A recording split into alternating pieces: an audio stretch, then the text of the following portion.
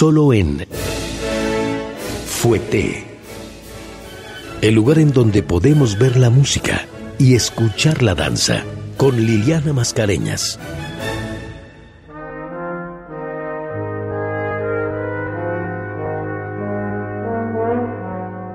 Hola, muy buenas noches. ¿Qué tal? ¿Cómo están? Soy Liliana Mascareñas. Bienvenidos a Fuete, este espacio de Opus 94, en el que cada semana podemos ver la música y escuchar la danza.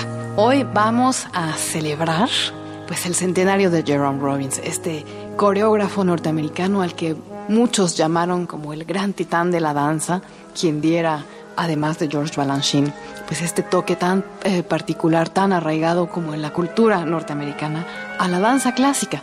Y pues justamente él nació el 11 de octubre de 1918 y desde prácticamente el inicio de este año, al igual que lo fue con Leonard Bernstein, además su gran mancuerna en la composición musical, pues por todo el mundo compañías grandes, medianas y pequeñas se han dedicado a honrar el legado de este hombre que tenía además un sentido del humor muy particular y una concepción de la danza fresca, novedosa y de esas obras que aún con el paso del tiempo pues podemos seguir disfrutando. Jerome Robbins tenía pues una gran versatilidad en cuanto a su creación artística. Lo mismo teníamos coreografías pues con un ritmo más de jazz, con movimientos así más sensuales. También participó por supuesto en los grandes musicales de Broadway y también aprovechó muy bien la técnica clásica y nos regalaba obras maravillosas, a veces con música de Chopin o de Bach.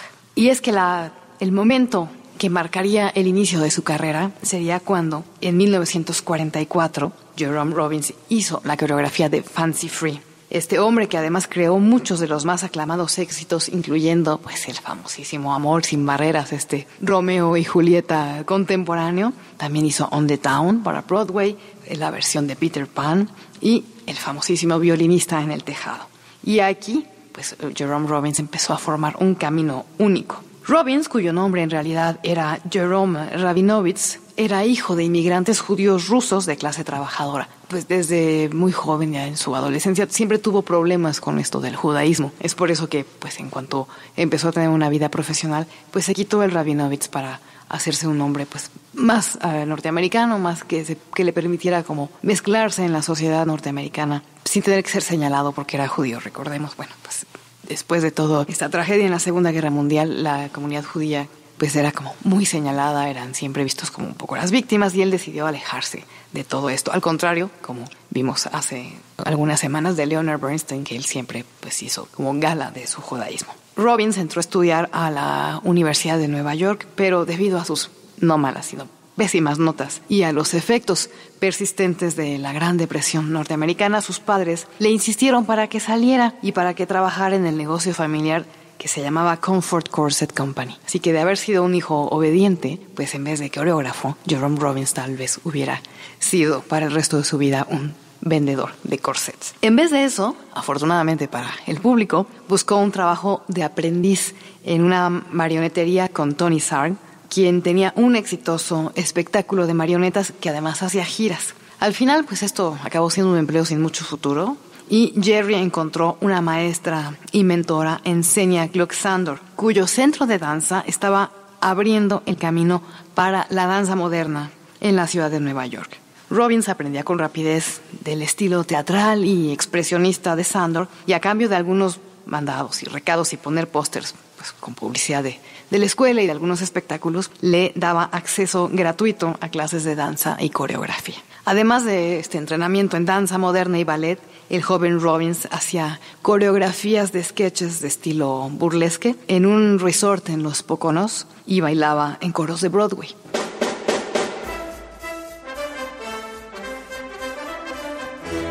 En el verano de 1940 fue aceptado en el cuerpo de baile del recientemente creado Ballet Theatre, lo que es ahora el American Ballet Theatre, y avanzó rápidamente para obtener papeles como solista. Su primer gran trabajo coreográfico ya en esta compañía fue Fancy Free, este ballet que vimos también hace unas semanas. Hicimos referencia a él cuando hablábamos de Leonard Bernstein, que trata acerca de 3 marinos de licencia en la ciudad de Nueva York y que compiten pues por la atención de las chicas, y fue para esta obra pues donde iniciaba su mancuerna profesional con el entonces desconocido Bernstein, quien pues gracias a quien escribió la música, pues con esta idea que tenía Jerome Robbins de hacer un ballet distinto y fresco, lo que llevó a que, pues, ¿no?, con el talento de ambos, la obra tuviera un célebre debut en el Metropolitan Opera House en 1944. Y el éxito fue tal que esa obra más tarde, el mismo año, se estrenó en Broadway, ya como comedia musical que se llamaba On the Town, que estaba basada en el ballet, y también 5 años después se hizo la versión cinematográfica estelarizada nada más y nada menos que por Gene Kelly y Frank Sinatra. Y ese marcaría pues el inicio de este estilo tan particular de Jerome Robbins.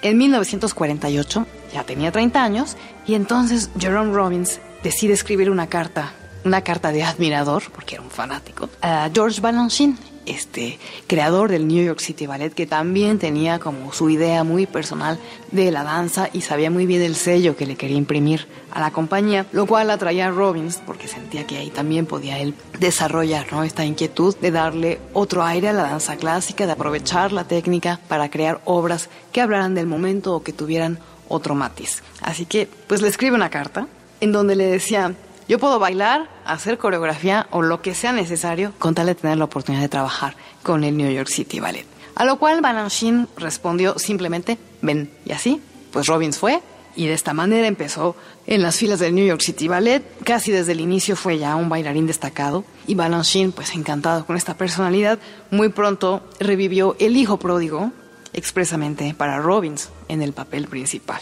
Luego le creó algunas obras como Till Eulenspiegel y La Bourrée Fantasque, esta última con su amiga y musa de todos los tiempos, Tanaquil Leclerc, que fue pues tanto la musa de Balanchine como de Robbins, y quien también ayudaría como a que Robbins tuviera inspiración para crear algunos de sus ballets. En poco tiempo, Robbins fue nombrado director artístico asociado del New York City Ballet, bajo la dirección todavía de Balanchine.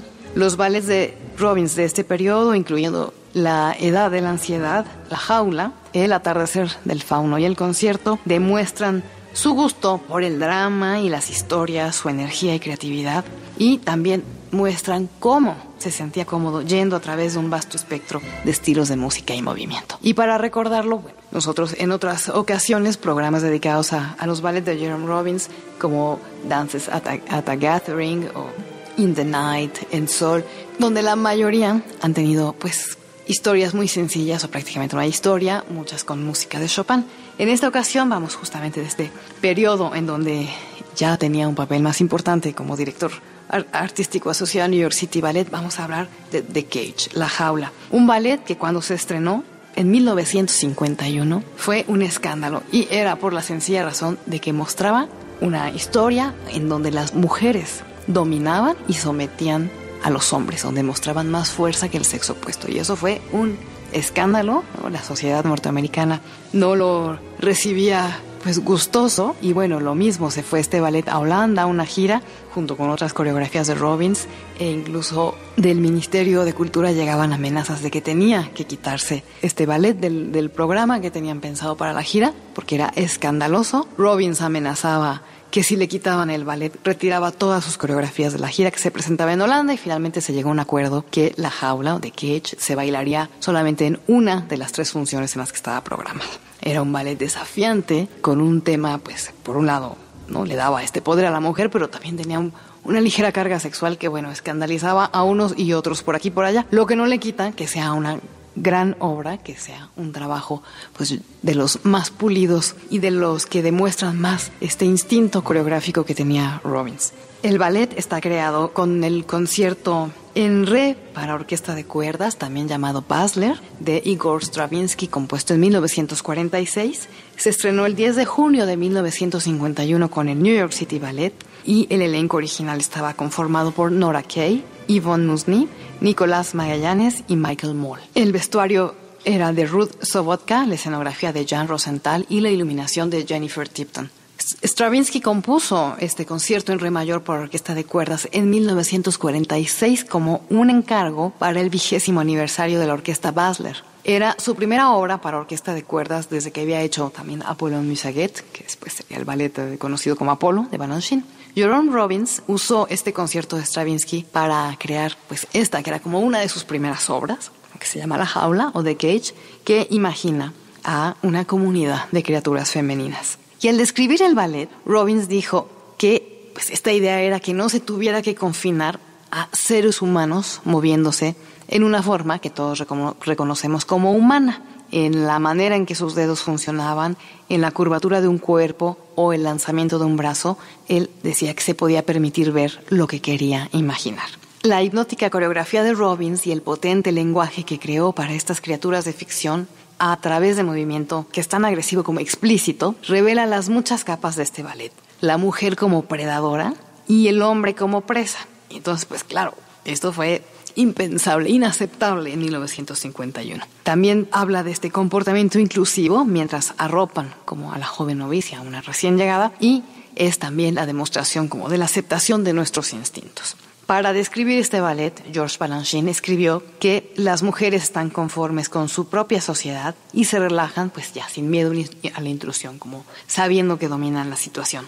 La precisión de estas mujeres en, digamos, podemos llamar como modo asesino, es solo una parte de la historia. La otra es la conexión de la tribu. En un inicio, Robbins quería hacer un ballet que hablara de amazonas, estas mujeres guerreras de la mitología griega, pero después transformó esta idea en unas criaturas insecto, desatando más bien el movimiento animalístico y retorcido, que es lo que hace que este ballet sea pues tan inolvidable y tan directo. Y es que este no es un ballet de lindas bailarinas de ballet, sí usan zapatillas de punta, pero es lo único, no son unas lindas bailarinas de ballet. Más bien Robbins surgía a las mujeres, especialmente a la que hace el papel central de la novicia, que no pareciera una bailarina.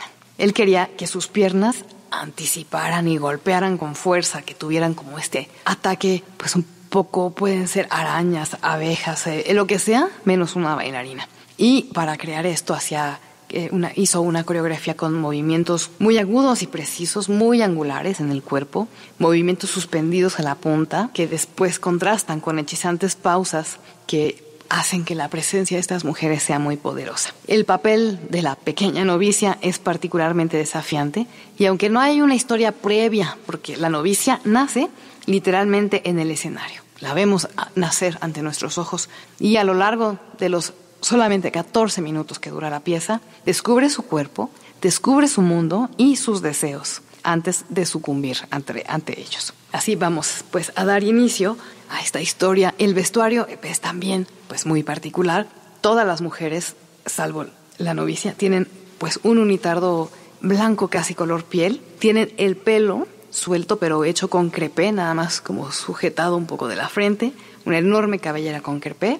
Y sobre sus unitardos tienen dibujados al frente, pues como una hebra negra toda enredada. Se marca la espina o la columna vertebral, la espina, digamos, de un insecto, y sobre esta espina hay otro amasijo de hebras negras dibujadas. La reina, pues también tiene este atuendo, ¿no? Es la líder de la tribu. Antes de que inicie el ballet, el auditorio está completamente oscuro. Se prenden las luces delanteras de la cortina, luego se apagan. Las luces de orquesta se extinguen. No hay música en este momento y se levanta el telón. La iluminación es muy, muy tenue, casi está oscuro, es brumoso, pero se ven colgando sobre el escenario pues un enredo de hebras, como digamos una telaraña gigante. Misteriosamente, como si fuera un ser viviente, la telaraña se eleva, se estira y cuelga sobre el piso. A la izquierda se ubica un grupo de figuras femeninas, son pues las 12 súbditas, digamos, y la reina, que están acomodadas en una formación muy apretada, están unas contra otras como abejas en un panal. Y entonces empieza la música con 3 notas muy precisas, tan, tan, tan, en las cuerdas. Las mujeres empiezan pues a revolotear un poco, y en el centro del grupo está sentada la reina de la tribu. Las luces van pues como increciendo, vamos teniendo un poco más de iluminación, y se va sacando de entre las piernas de la reina una criatura inmóvil, completamente envuelta en una especie de velo blanco. Y aquí sabemos que la novicia ha nacido. La reina retira la membrana que cubre el cuerpo de la novicia, y entonces aparece pues también este unitardo blanco, casi podría ser color piel, pero tiene nada más una hebra dibujada en la parte delantera, y la espina plateada se distingue en la espalda, no tiene todavía esta cantidad de hebras enredadas en la espalda. La nueva integrante de la tribu se agacha ligeramente y podemos ver pues estas pequeñas vísceras. Su rostro aún está cubierto, tiene una máscara